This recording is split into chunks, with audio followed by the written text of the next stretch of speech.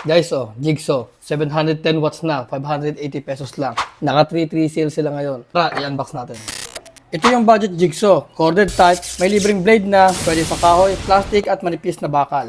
Walang variable speed kasi budget Jigsaw lang. May trigger lock para pwedeng bitawan pag nagkakat ka na. Ngayon, paano ikibit yung blade? Hanapin natin yung blade holder, kalasin natin para makita natin yung loob. Yan sa slot na yun, iipitin yung blade. May stopper yung blade para dyan lang ipapasok. Tara, ibalik natin yung cap saka yung screw. Ipasok yung blade hanggang dun sa stopper. Higpitan, snag tight lang. Pag di gumagalaw, ayos na yan. Dapat yung ngipin ng blade nakaharap sa harap. Yung parang roller na yan, dapat nakasagad yan sa blade. Next, silipin yung metal plate kung straight na. Higpitan yung dalawang screw pag align na. Tara, itry natin.